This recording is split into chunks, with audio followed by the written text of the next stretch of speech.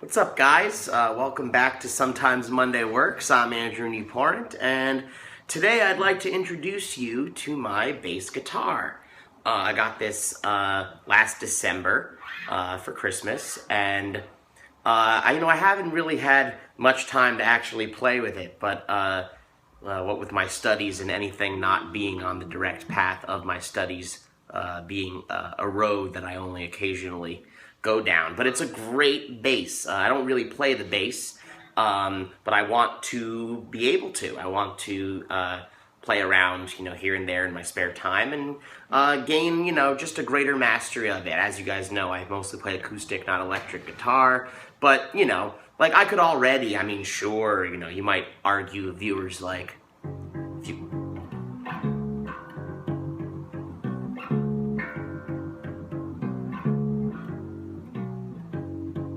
So I could, like, join a Ramones cover band that plays in a garage right now. That's about it. But, at least I have my theory and my understanding of, the neck. It's just like a guitar, E, A, D, G, just these four strings, and it's deep. But there, obviously the technique of it, with the fingers, well, let's just say I never played with my fingers till I learned classical guitar, and that's not quite the same technique here. So there's a little bit of perhaps unlearning some things I've learned before in order to learn new things if I want to play bass. But I think it's a great, tool to have at my disposal in terms of songwriting. You're looking at things from a different angle. Maybe if one day I actually want to record myself at home, this is yet another piece of that puzzle. But I would say not all is totally missing from, what I can do on here. I can...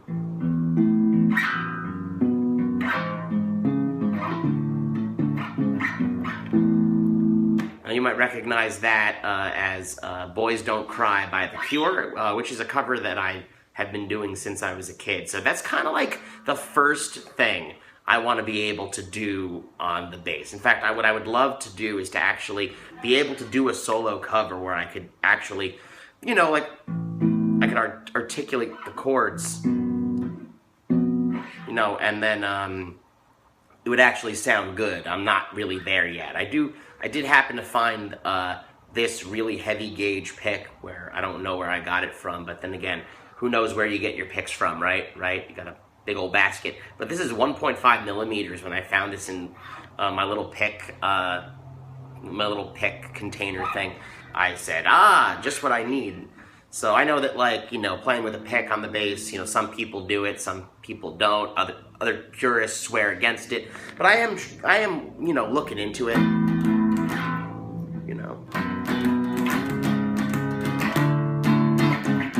I would say I'm sorry if I thought that it would change your mind.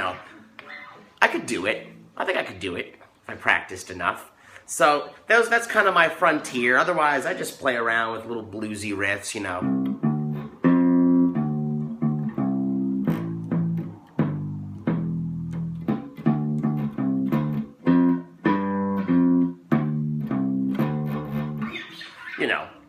And I could do that for hours, to be perfectly honest.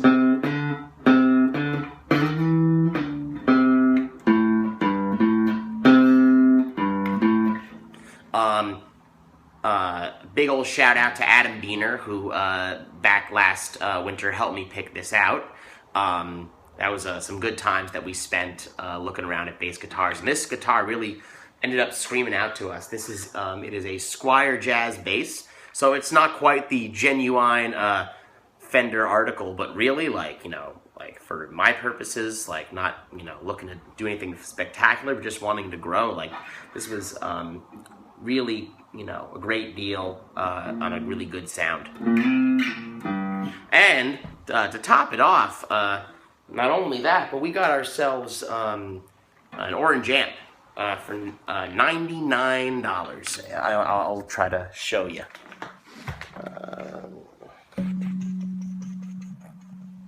Okay, yeah, see, check it out. It's like a little portable orange amp for $99. So all in all, you know, an excellent deal and useful, you know. And if I ever form another band, you know, I own a bass guitar. Like, that's also useful. Dan Scarpa's already played this bass. Like when we do Turquoise, he plays bass on that song, whether Jay is around to sing or not. And I think maybe Jay's played this bass too. I don't remember if he did the last time we all did a show together. So, like, can't go wrong with it. I look forward to better utilizing my free time, and I say that like every friggin' month of my life, but I really do believe that, you know, I'm getting better and better at doing right by myself and spending my time toward enriching things. In fact, this YouTube series is proof of that. And so I do believe that given a little time and elbow grease, I'll come up with some fun things on here that I can then transfer over to the rest of my work. And that's going to be a really good thing. This, and also the ukulele, and everything like that. Well, I hope everybody's having a really great day today. It's pretty gorgeous out there this September day. I was at my music therapy practicum placement earlier today at Essex County Hospital, and that was, you know, the 11 bus ride up and back there is just a breeze.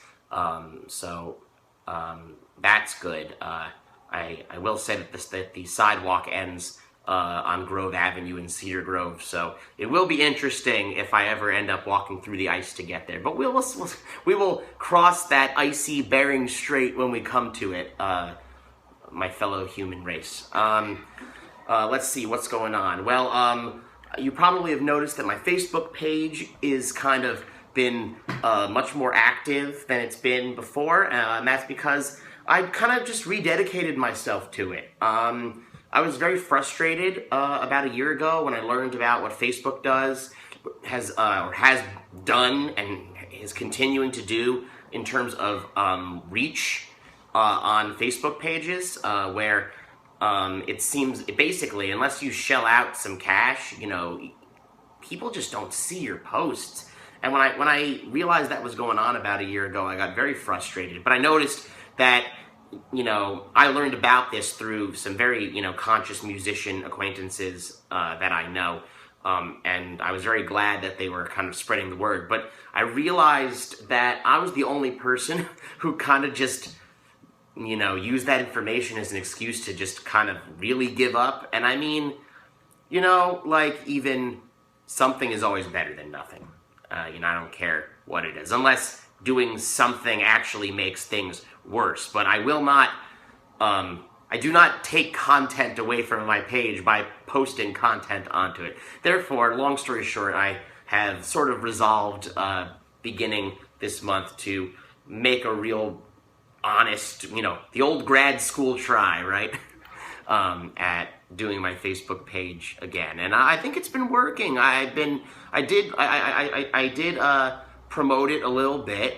I don't intend to make a habit of that. To me, that's basically like drug addiction on Facebook. I mean, you know, like, you need to like pay to get yourself to normal. That just sounds like being dependent on a substance. So that's not where I'm looking to go with it. But I did, you know, give it a little boost, and I think, I mean, people are liking the page. And what's good is, at first I thought, oh man, are these real people? Are they like for real? And I'm not really sure. Maybe if they all can't be fake, and maybe some of them aren't real. But people are liking my posts, so and they're not liking all of them. So I can only conclude that these people are people who are checking out the page, checking out my music, or at the very least, like, see my post as they scroll down their feed and say, oh, that was cool, I'll like that. That's all positive, you know, so I'll take it all as positive. And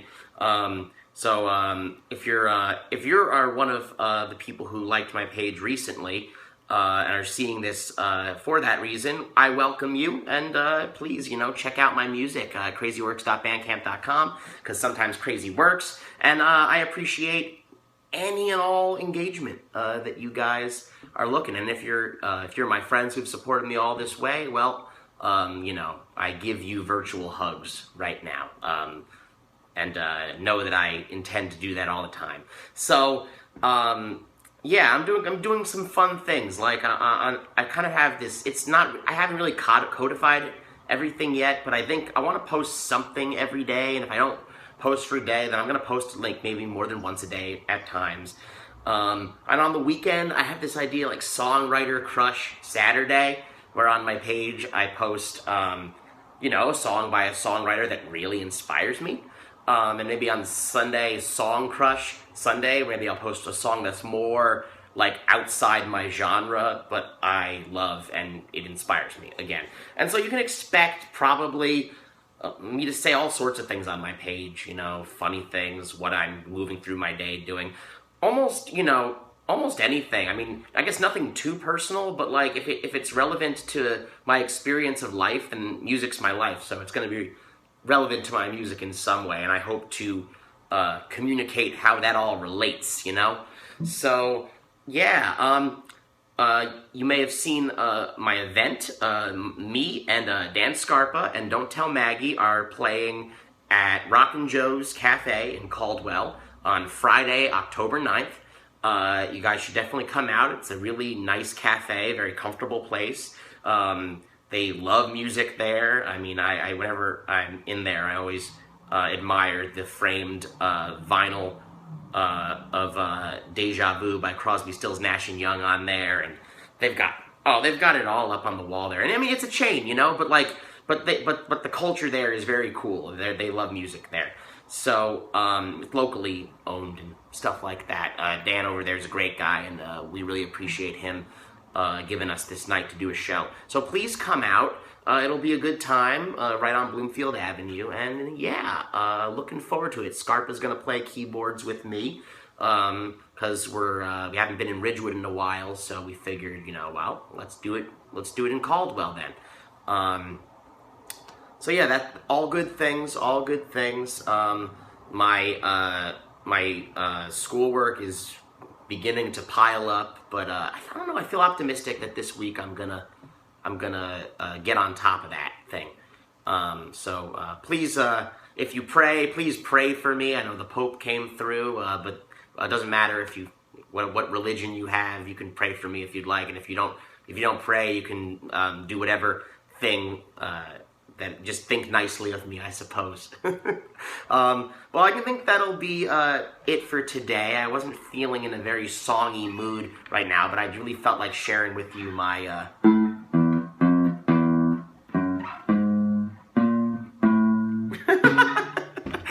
I felt like sharing with you my bass and its lovely tone and the potential that exists for me to do cool things with it.